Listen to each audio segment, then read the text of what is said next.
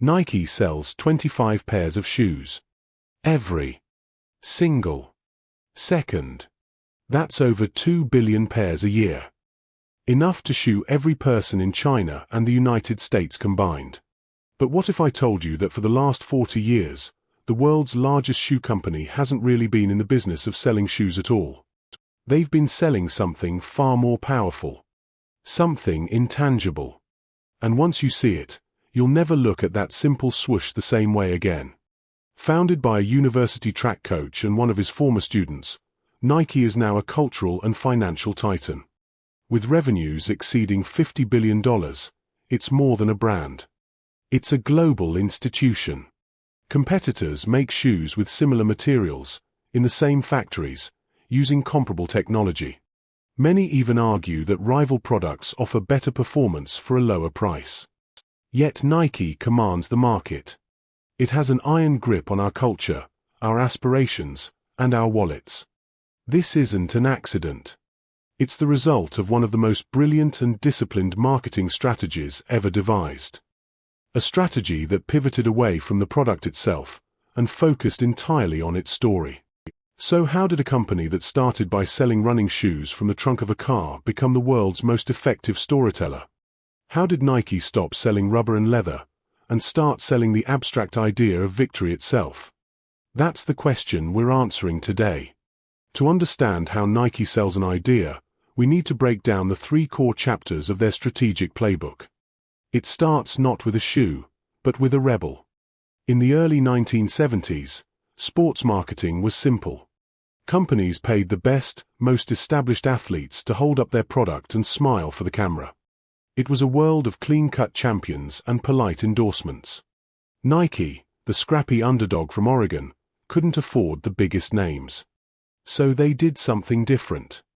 They sponsored an athlete who embodied their own rebellious spirit, the long-distance runner Steve Prefontaine. Prefontaine was a phenomenon. But he was also brash, arrogant, and relentlessly defiant.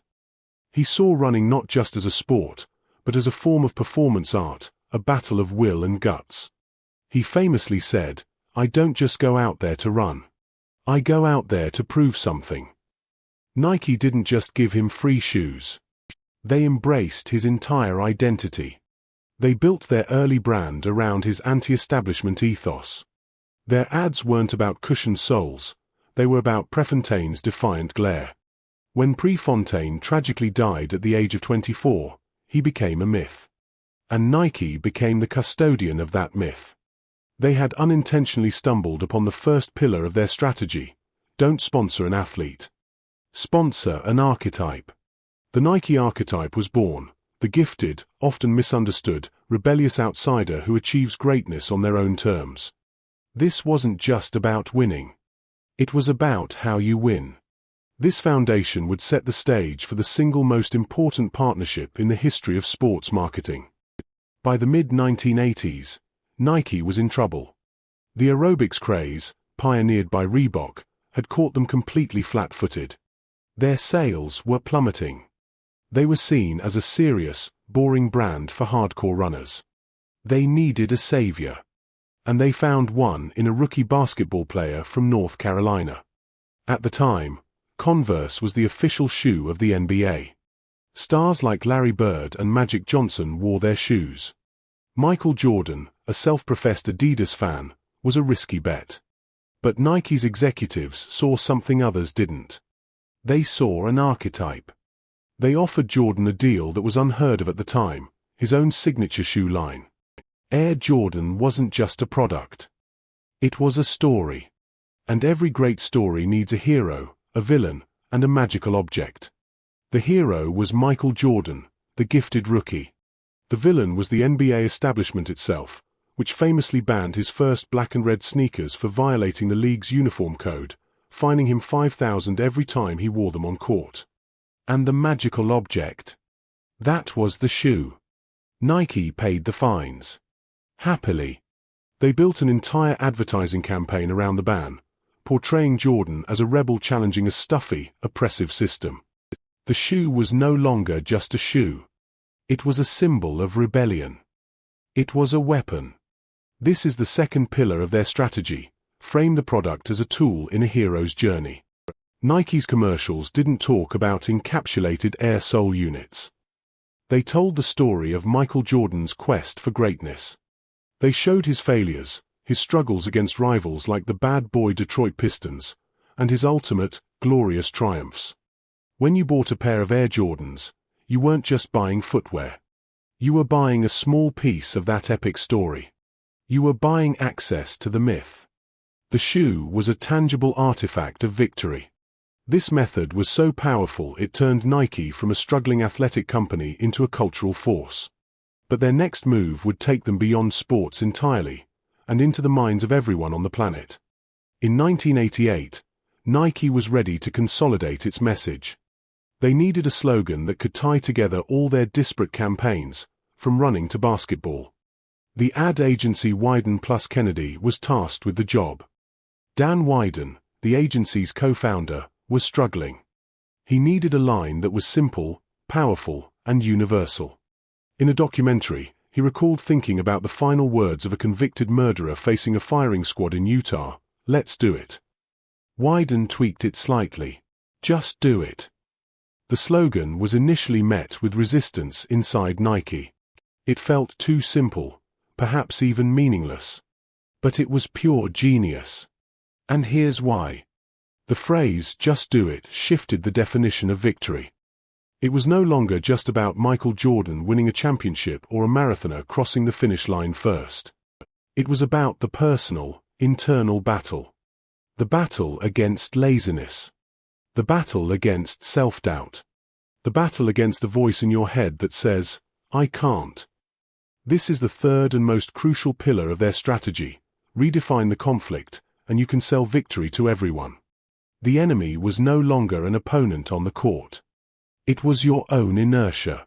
And victory wasn't a gold medal. It was the simple act of getting up and starting. Suddenly, Nike wasn't just for elite athletes. It was for the 40-year-old trying to run their first mile. It was for the teenager picking up a basketball for the first time. It was for anyone, anywhere, fighting a personal struggle. Nike became the voice in your head that says you can. The brand transformed from a shoe company into a global motivation coach. The swoosh became a universal symbol for personal empowerment. And that is the secret. That is the core of Nike's entire strategic machine. They don't sell a product. They sell a story. And that story is always the same. First, they identify an archetype of struggle and triumph, the defiant rebel. From Prefontaine to Jordan to modern-day athletes like Serena Williams and Colin Kaepernick. Second, they frame the product, be it a shoe or a shirt, as the magical object that helps the hero win their battle. And third, through masterful slogans like "Just do it," they invite you, the consumer, to become the hero of your own story. The aha moment is this: Nike's genius lies in emotional transference. They create a powerful narrative about victory over adversity, and then they offer you a physical object that allows you to feel like a part of that narrative.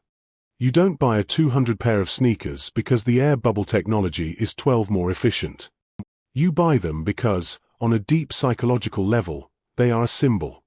They represent the grit of Steve Prefontaine, the gravity-defying greatness of Michael Jordan, and the internal will to overcome your own laziness and just do it. They aren't selling shoes. They are selling you a better, more powerful version of yourself. And that simple, powerful idea is the core of their entire strategy. If you're having your own aha moment right now, take a second to hit that subscribe button to get more insights like this. The brilliance of this strategy is its durability. Product technology becomes obsolete. Shoe styles change every season. But the story of overcoming adversity, the desire for victory, that is a fundamental, timeless human truth. By anchoring their brand to an idea instead of a product, Nike made themselves immortal. It gives them incredible pricing power and ferocious brand loyalty. A customer might switch to Adidas for better cushioning, but it's much harder to abandon a brand that you feel is a part of your own personal identity. The broader business principle here is one of archetypal branding. The most resonant and enduring brands don't sell what their products do. They sell what their products represent. They tap into the deep, universal stories that have defined humanity for millennia. The hero, the rebel, the explorer, the sage. Nike simply mastered the story of the hero and the warrior, and they sell tickets to that story for the price of a pair of shoes. If you learned something new, hit the like button and subscribe for more strategy breakdowns. And let us know in the comments, what company's strategy should we unlock next?